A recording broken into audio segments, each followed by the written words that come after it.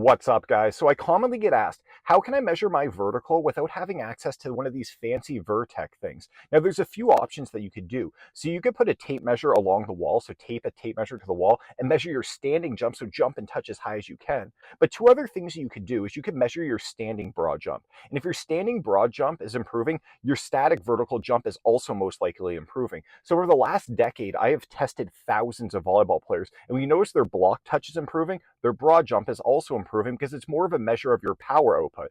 Now, another thing you can measure is your 3 consecutive broad jumps, and it has to be consecutive jumps, so quick off the ground. And what you commonly find is a volleyball player that's improving their spike touch is also improving their 3 consecutive jumps. And the reason this works is when you're touching high on your spike touch, you're accelerating your approach and you got to smoothly transfer that energy into a big vertical jump. And when you do 3 consecutive broad jumps, when you're jumping and immediately going to your next jump, you're working on that transition of that energy from one jump to the next. So it often has a good correlation between your 3 consecutive broad jumps and also your spike touch. Now, if you're going to test, I suggest doing it about every 4 weeks, but you notice you're going to improve, then maybe you don't improve, and then you improve, and then you improve, and then you don't improve. So what I'm trying to say is you're not always going to improve every time you're testing. It might look more like this, but over the trajectory, you're making some really good improvements.